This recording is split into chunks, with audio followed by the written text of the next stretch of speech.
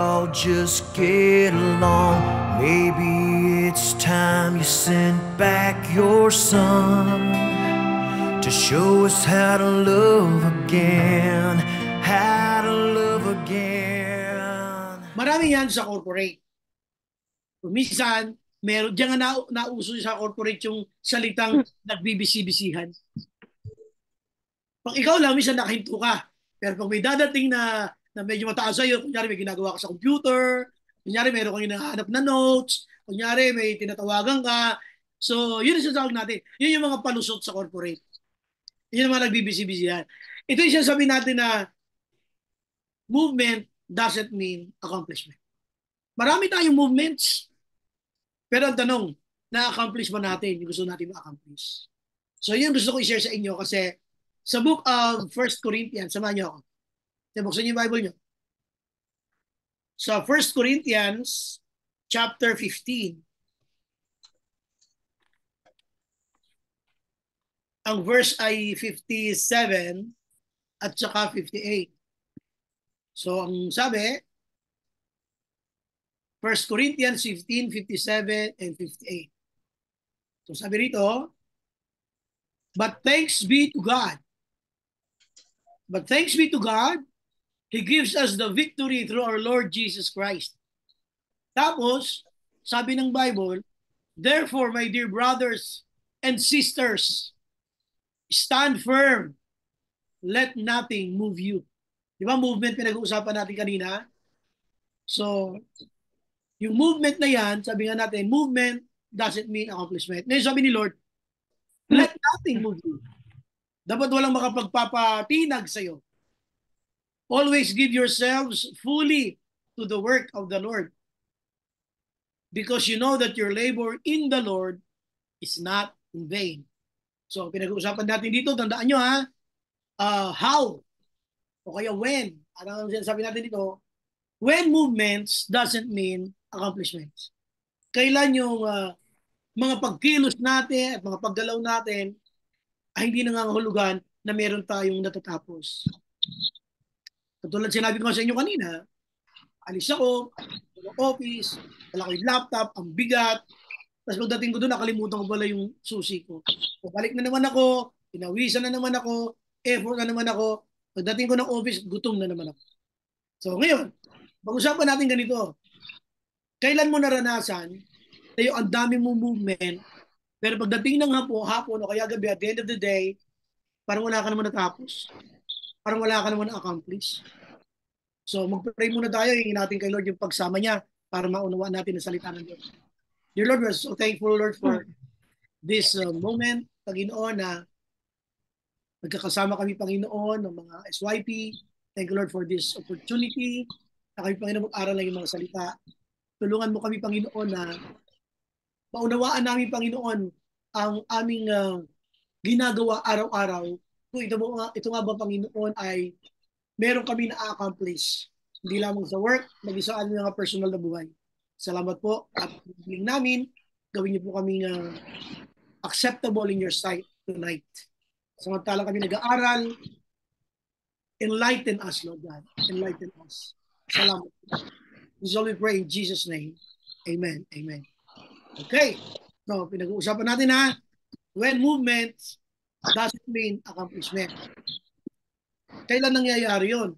Na meron tayong movement, pero hindi naman sabihin nun, meron tayong na-accomplish. Marami itong bagay na to. Narinig niyo ba yung salitang yung Jack of all trade, master of none? Narinig niyo na yun? Yung Jack of all trade, master of none. Sabihin, marami kang ginagawa, pero wala kang natapos. Parang yung isang estudyante nagpalipat-lipat ng kurso at pagkatapos ay tuwing makakaisang taon na o 2 taon na, palitan naman siya ng subject o kaya ng course. Hanggang sa lumipas na yung mga taon, wala na siya natapos. Ito yung sabi natin, maraming movements pero walang accomplishment. Now, as a Christian, pag-usapan natin yung buhay natin bilang manggagawa ng Panginoon. At ano ba yung sinasabi ng Bible sa atin as a Christian? Ano ba yung mga movement? Kailan ito nangyayari? Kasi minsan, alam nyo, kung magiging honest lang tayo bago tayo matulog, Nag-pray ka. Sige, nag-pray ka. Nag-pray ka bago ka natulog. Kunyari, Christian ka, nag-pray ka. Di ba? Tapos natulog ka na.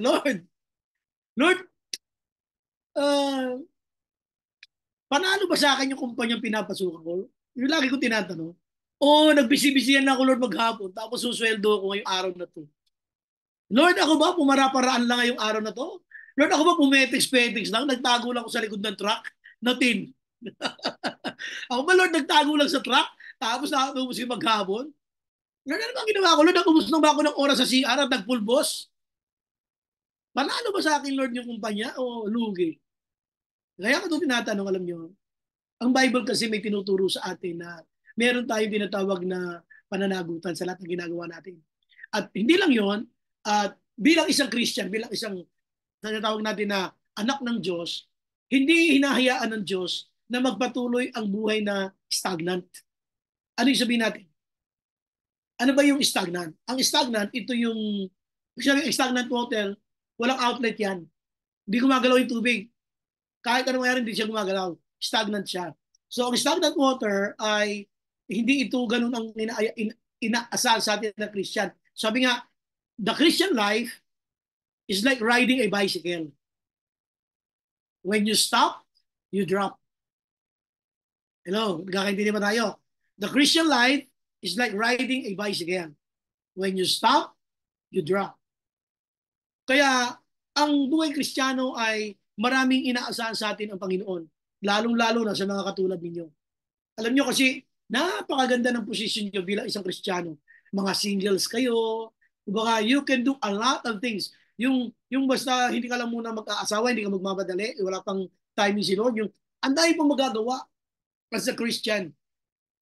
Ngayon, ang sinasabi ko lang, sabi ng Bible, ano ba kinatatakutan ng Christian? Alam niyo kung meron ba kinatatakutan ng Christian? Kahit nasabihin natin mga may asawa na yan, mga kabataan, kung meron ba kinatatakutan ang tao, isa lang, kamatayan. Kamatayan, wala nang iba. Kaya nga, isusugal mo lahat, ibibigay mo lahat para mabuhay lang minamahal mo. Kahit na yung sinasabi ng tutubuhan sa leeg, na alam mo, pag tinubuhan, lantang gulay na yun. Wala na yun, mamamatay na rin yun. Ilalaban pa rin yun. Kasi nga, mahal natin sila. Ngayon, ganito. Bilang isang Christian, paano ko malalaman na yung aking movement ay may accomplishment? Yung iba kasi movement lang. Remember this. Activity doesn't mean productivity. Activity doesn't mean productivity. Diyan, napaka-active natin. We make a lot of things. We do a lot of things. Pero at the end of the day, were you productive? Did you produce? Did you deliver what was expected? Kasi makikita mo yan. Ang dami mong kinausap maghapon, dami mong pinagkakausap. Pero bandang huli, hanggang kausap lang, hindi ka naman naging productive. Hindi ka naman naging, sabihin natin na, naging mabunga sa iyong ginagawa. That's why tonight, gusto kong linawin mabuti yon. Maunawaan natin siya na why? Why? Why is it that activity doesn't mean productivity? Hindi niyo napansin yung buhay natin? Kumusta ka na ngayon? Ang dami mo mga ginawa, di ba? Ngayong maghapon. Kung titingnan mo, ano ba yung mga na-accomplish ko ngayong maghapon? Sige nga. Alam niyo, merong isang general, salita siya sa graduation ng mga estudyante sa military. Nung siya ay nagsalita, alam niyo, isa lang una niya sinabi, ang lahat daw ng mga tagumpay natin, it starts at our bedroom. Uy, nagulat ako, ano yun? Pinakinggan ko. Bakit? Kapag daw hindi ka marunong magtiklop ng hinigaan mo, hindi ka magtatagumpay sa buhay na to. O yung una niya, yung mga nakakalat dyan na kumot, sabi niya, alam niyo, pagka nagtiklop ka ng kumot, inayos mo yung unan mo, wow, you feel achieving something na. Naka-achieve na ako. Wala, nangyari, nakaligo ka na lahat, nakapasok na. Pagbalik mo, yung tuwalya nasa gilid, basa-basa pa, tapos yung kumot mo nasa lapag, nakakalat yung mga unan. Wag naman ganun. Sabi niya, victory in life starts at your bedroom. Kaya pag hindi ka marunong magtiklop, asahan mo yung workplace niya sa office. Yung table niya magulo din. Magulo din ang table niyan. Patong-patong yung mga lapis, yung mga papel, patong-patong, yung laptop, merong natuluan ng kape. Alam nyo kaya ako ito binabanggit. Mga kapatid, ano kayo eh, kumbaga, papaimbulog na kayo eh. Hindi na kayo mga yang eh. Noon mga yang kayo. Ngayon, papaimbulog na kayo. Talagang seryoso na kayo sa buhay. Kaya pag-usapan natin, let's make every day counts. Let's let's be productive. Alam niyo pag yung bisa nakita niyo nagpo-post ako, di ba? Pinopost ako. Tapos sa dulo nung pinost ko, nakita niyo yung mga ubas, may grapes lagi. At sinasabi ko, let's continue to be productive. Yun yun. Ngayon, number one, ito. Ha? Bilang isang Kristiyano, when movement, sabihin natin ay becomes an accomplishment, how will it start? Paano na yung movement mo ay magiging accomplishment? It will turn to accomplishment. Ngayon, punta natin sabi ng Bible. Una, samahan niyo ako sa 57. Verse 57. Ito sabi ng Bible. 1 Corinthians 16:57. But thanks be to God, He gives us the victory through our Lord Jesus Christ. Ito yung maganda ha. So, ang linaw-linaw na the victory that will be given to us is through our Lord Jesus Christ. So, sa inyo na mga nagpapaumpisa sa buhay ng pagiging adult, huwag niyo kalilimutan na that the victory always come from the Lord. Oo, matalino tayo, magaling tayo sa maraming bagay, pero alam niyo ba, darating yung time hindi mo na alam ang gagawin. And always remember this, when I was still also in the corporate, pastor na ako, may feeling pa nga ako noon, ang galing-galing ko eh. Kasi quota-buster ako, dami kong plaque, dami kong mga trophy. Alam niyo message sa akin, minsan umiiyak ako sa office, kasi parang hindi ko alam ang gagawin ko. Alam niyo, remind ako ni Lord ito. Well, ito yung sinabi ni Lord. When human capacity ends, God's grace starts. Kapag yung kakulangan na ng tao ay naubos, sabihin yung naubos na lahat ng alam mo, lahat ng tingin mo ay tamang gawin, pag ubos na lahat yun, doon pala nag-uumpisa ang biyaya ng Diyos. Bakit nangyayari yun? Kasi pinapasa mo na sa Kanya. Minsan hindi natin pinapasa sa Kanya hanggat kaya natin. Dito, pag naranasan mo nang ipasa kay Lord yan, doon na nag-uumpisa ang Kanyang biyaya. So dito, ang gusto ko lang sabihin, ang number one natin dyan, si Lord, bago ka ba lang bumaimbulog sa buhay na to, may instruction. Yan yung number one. Instruction. Sa isang manual, gagawa kayo ng isang electric fan.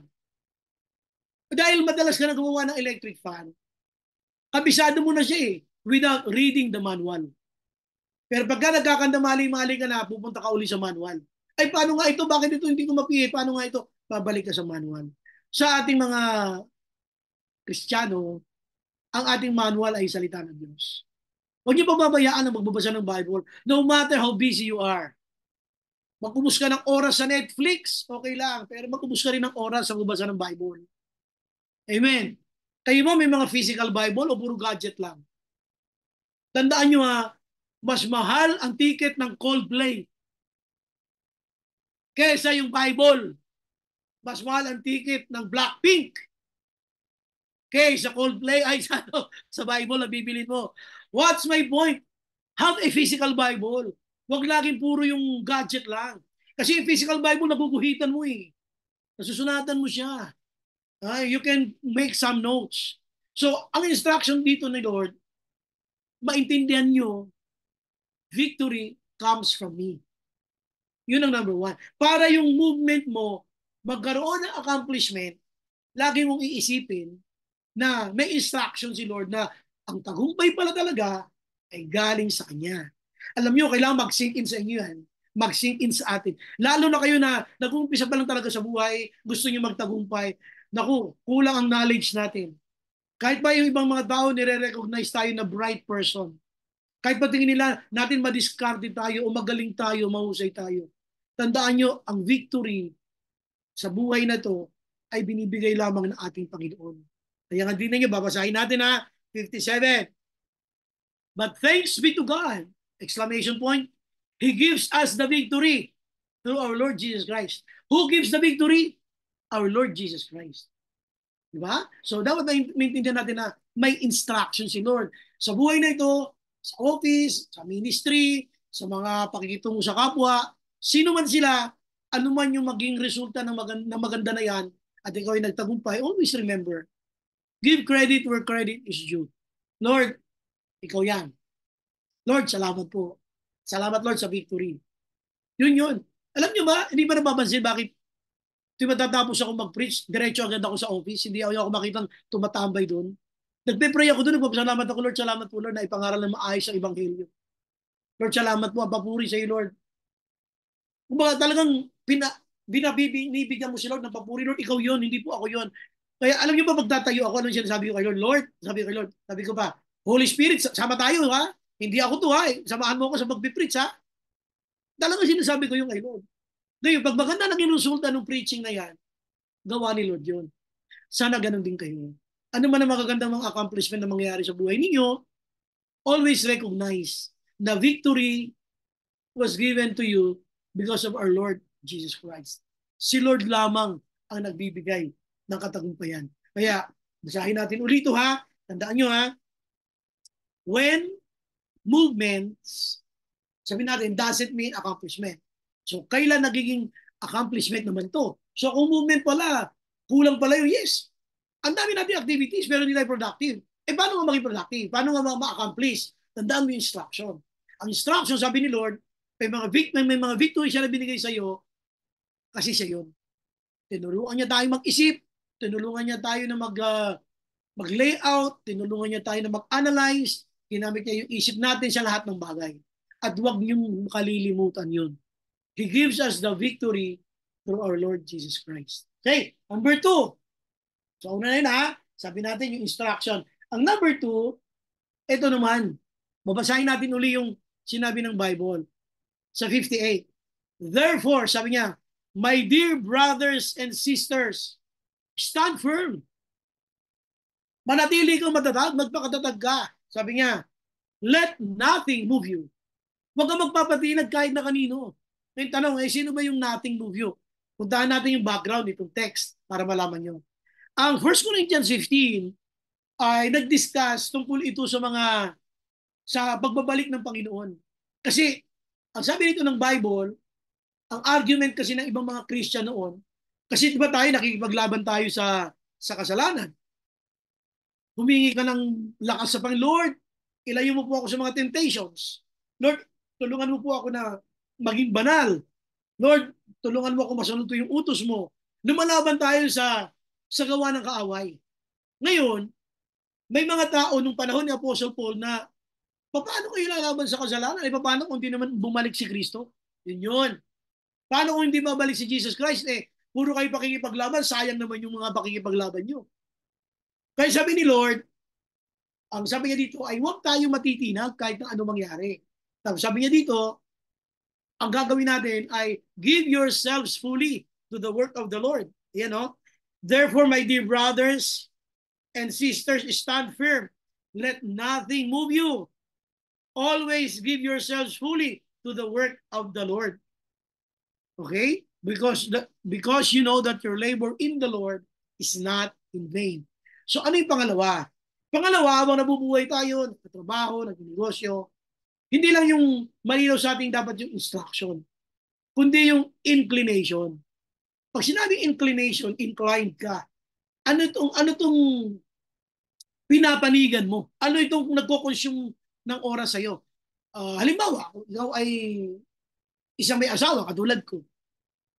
Sa lahat ng mga desisyon ko, bukod kay Lord, iniisip ko yung sasabihin ng misis ko. Kasi pinag-isa na kami eh. So mga desisyon ko, nakabase ko, may kalooban ni Lord. Then pangalawa, isipin ko yung misis ko. Ang inclination ko nandun. Pero kayo bilang Christian, bukod kay Lord, iniisip nyo, Lord, ano ba pwede kong gawin dito? Siyempre, iniisip nyo rin pamilya ninyo. Iniisip nyo rin anong gustong magawa ni Lord sa inyong buhay. Pero ang sinasabi ko, inclination dito, huwag nating kalilimutan na habang tayo ay nagtatrabaho, naglilingkod sa Panginoon, meron pa rin siyang utos. Ang utos niya, give yourselves fully to the work of the Lord. Ibigay natin ng buo yung ating mga oras, yung talento natin, yung mga potentials natin na pwedeng magamit para sa Panginoon because, sabi niya, you know that the Lord is coming soon. At sabi pa niya dito, kung mapapansin niyo, hindi lang yung instruction. Tandaan nyo ang tagumpay sa akin galing. Ngayon, habang nandito kayo sa lupa, nagtatrabaho tayo, ginagawa na dapat natin gawin, meron ka dapat inclination. Ang inclination mo, hindi ka po pwede mag-medya-medya sa ministry. Hindi ka medya-medya lang sa habang nagtatrabaho, sa mga gawain tungkol sa Panginoon. Ang sabi ng Bible, tinan nyo give yourselves fully. Hindi yan half-half. Hindi yan half-half. Give yourselves fully. Bawa, lalo-lalo ka na, nagtatrabaho ka. Okay, pagkatapos magtrabaho, pag alam mong kailangan ka sa gawain, give yourselves fully. Huwag yung, nandito ka nga sa, nandito ka sa ating online ngayon. Kami, naka-on ka. Ikaw, nakapitit, nakahiga ka. Okay, huwag naman ganun. Dumilat ka naman o kaya sumandal. Gusto mo, hahatiran kita ng gatas. So, gatas, hatiran kita. Bigyan kita ng bagong title ng film ng Netflix na maganda. Gusto mo ganon? Gusto mo, lalagay pa natin sa announcement every Sunday? bagong film. Okay, so ang sabi lang dito ng Bible, basahin natin Sabi ng Bible, therefore, my dear brothers and sisters, let nothing move you. And then, sabi niya, always. Ano yung ibig sabihin ng always? Ano sa Tagalog yung always? Bakit Tagalog nyo nga? Ano yung sabihin ng always? Hoy, mag-unmute naman kayo. Ano yung ibig sabihin ng always? Palagi. Ano yun? Pakilakas nga. Palagi. Ano yun? Ano yung always? Palagi po. Palagi, di ba? Palagi. O ngayon, sabi dito, hina ng boses nyo, Sabi niya, therefore, my dear brothers and sisters, start from let nothing move you. Always. Grabe ito, give yourselves fully. Ang tindi ng mga words na ginamit ng Bible. Always give yourselves fully. Kaya, ang sinasabi niya, habang tayo ay may ginagawa sa lupa, kung ikaw man ay pamilyado, trabaho ka, kung ikaw naman ay katulad ninyo, mga young adults, o young professionals, you give yourselves also to the work of the Lord. Kumbaga, gawin natin yung magagawa natin. Ngayon, yun yung inclination mo. Halimbawa, bakit inclination? Yung sinasandigan mo, yung sinasandalan mo. Halimbawa, merong isang lakaran. Teka muna, may gawain unahin ko muna to. Dapat alam natin yung ganun. Unahin ko muna to. Merong lakaran. Pupunta halimbawa sa ibang lugar, may gawain. Hindi, unahin ko muna si Lord. Kaya kasi nakalagay ito, give yourselves fully to the work of the Lord. So yun ang inclination. Ngayon ito, pag nakita ni Lord na pinapagamit natin ang buhay natin, lalo niya tayo i-bless. Lalo ka makakaranas ng victory na sinasabi ng Bible na thanks be to God. Sabi niya, for giving us the victory through our Lord Jesus Christ. Kaya lalo ba tayo ngayong pagpapalain ng Panginoon, lalo pa niya tayong tutugunan sa mga prayer natin kasi katiwa-tiwala tayo. Talagang hindi lang instruction, meron din siyang tinatawag na inclination. Alam mo yung panig na dapat na doon ka paparoon. Ito yung mga gawain ng ating Panginoon at mga pinagagawa niya sa atin. Number 3. Number 3 tayo. So, ang pinag-usapan natin when movement doesn't mean accomplishment. Kailan yung mga pagkilos natin at paggalaw ay hindi nangangahulugan ng pagtatagumpay. Katulad na sinabi ko sa inyo kanina, activity doesn't mean productivity. Kasi lagi mong tatanungin, Lord, ngayong maghapon, ako po ba ay naging productive sa office namin o pumara-paraan lang ako, nag-ubos lang ako ng oras? Productive ba ako? Hindi ko ba dinaya yung office namin na nag-stay ako, natulog ako sa CR? Tapos 6 na oras na doon lang ako lumabas. Grabe, 6 na oras. Ano ginawa mo doon? Magtatawag na ng guard yun. Hoy, ano nangyari kay Christine Dizon? Hoy, basagin nyo nga ng tiles yung pinto na yan para biro lang. The only point is, be sure you're productive. Dapat hindi mo inuutakan ng opisina. Dapat hindi mo siya inuutakan kasi Kristiyano tayo May instruction si Lord The Lord will give us the victory. Yun yung number 1. Number 2, yung inclination natin. Habang tayo nagtatrabaho, dapat alam pa rin natin na tayo ay magagawa ng Panginoon. Halos lahat naman kayo mga magagawa dito. Kasi pangatlo, sabi ito ng Bible, yung sinabi niya sa last sentence. Sabi niya, ulitin natin lang muna sa umpisa, always give yourselves fully to the work of the Lord because Yung because na yan ang pinakamatindi. Because you know that your labor in the Lord is not in vain. Dapat ang inspiration, yun ang pangatlo. Dapat ang inspiration mo, hindi naman nasasayang pag umaattend ako pag ng Friday sa online namin with SYP. Ay ano naman, kami na naman makikita-kita. Hindi ito nasasayang. Anything that you do as unto the Lord is not in vain. Hindi ito nasasayang. So dapat yun ang inspiration mo. Anything that you do as unto the Lord with love, lahat yan counted sa Panginoon. Kaya sabi ng Corinthians, sabi niya, let everything be done in love. Gawin nyo ang lahat ng may pag-ibig. Bakit? Yung ginawa lang ng may pag-ibig ang counted sa langit. Kaya pag wala yung love mo sa lahat ng ginagawa mo, hindi ang counted sa Panginoon.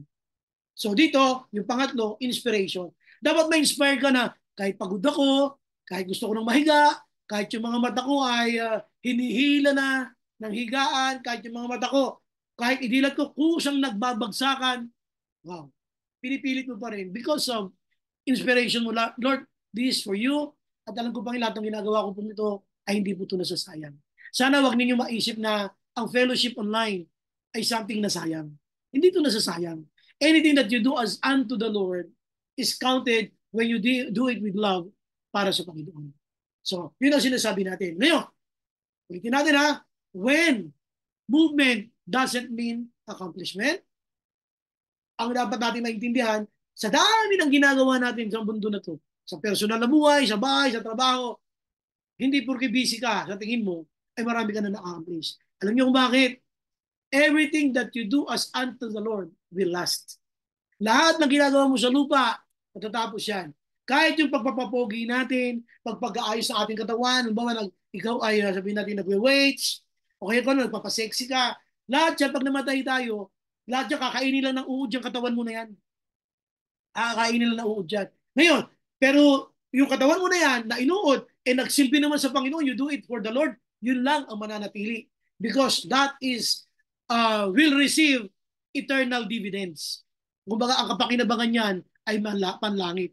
Alam niyo, merong Christian bookstore sa Bible school namin when I was still a student. Sabi ko, bakit ganun? Ang mga books natin sa Bible bookstore, mas mahal kaysa doon sa mga books na nasa National Bookstore. Yung nasa Miriam Bookstore. Bakit mas mahal yung nasa Bible bookstore? Alam niyo, sabi sa akin nung nagbebenta, yung cashier, kasi po ang value nito hanggang langit. Nagulat talaga ako. Kasi po ang value nito ay hanggang langit. Oo nga, no? Sabi ko, hindi na ako tumawad. Ganon din tayo. Alam niyo tayo mga Christian, anything that you do as unto the Lord with love, yun lang ang counted. Kaya nga, kahit hirap ka, sinisika mo pa rin na sumama sa online ninyo, kayo dito, o sa Wednesday Word, hindi yun nasasayang. Hindi yun nasasayang. Yun ang dapat na maging inspiration natin. Kasi alam niyo, sa totoo lang, sa dami ng blessing ni Lord sa atin, kulang pa ang ginagawa ng paglilingkod. Kulang na kulang pa yan. Hindi pa tayo nakapag-aakay pang anak kaluluwa yan. Hindi pa natin pinag-uusapan yan. Pero kulang na kulang tayo sa ginagawa natin para sa Kanya. Okay? So, ano yung number one uli? Number one, instruction. Ano yung number two? Uy, sumagot kayo. Mag-unmute naman kayo. Ano yung number two? Inclination. Inclination. And then number three? Uy! Ano number three? Inspiration. Inspiration. That should inspire us. Kasi, malapit na dumating si Lord.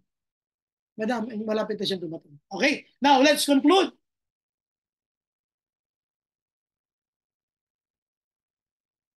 Sabi nung isang manunulat, sabi niya, sweat. Kumbaga, i-quote ko siya, hindi sa akin galing to. Sabi niya, yung pawis daw, sweat, sabi niya, is the cologne of every achievement. Ulit ha? Sabi niya, sweat, yung pawis. Sweat is the cologne. Parang babango, no? Cologne. Sweat is the cologne of every achievement. Hindi sa akin galing yan.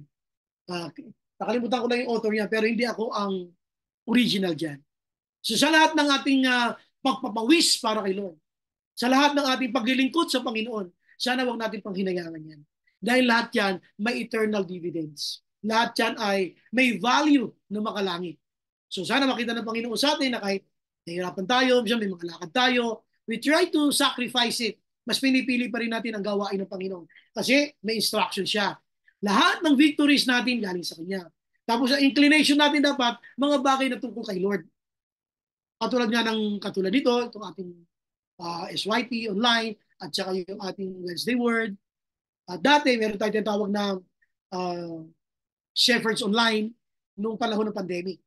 At ang pangatlo, yung inspiration. What inspires you in serving the Lord? Bakit ka nagpapatuloy? Bakit marami kang problema? If I may ask, what inspires you? Why are you still serving the Lord? Kahit marami mga problema. Kahit na yung mga pagsubok. Dapat malinaw sa atin. What inspires you? So sabi nga natin, sa lahat ng ginagawa natin para sa Panginoon, yung pagpapawis natin, paglilingkod natin, lahat yan meron yung eternal dividends. At pag nakita niya tayo nagtatapat, more victories will be allowed for us to experience na bibigay ng ating Panginoon. Amen. So yun lang, magandang gabi sa inyo lahat. Dear God, help us see the light. Give us hope, teach us wrong from right, so we don't have to hear their screams, and we can all just live in peace. Please show us how to love again. How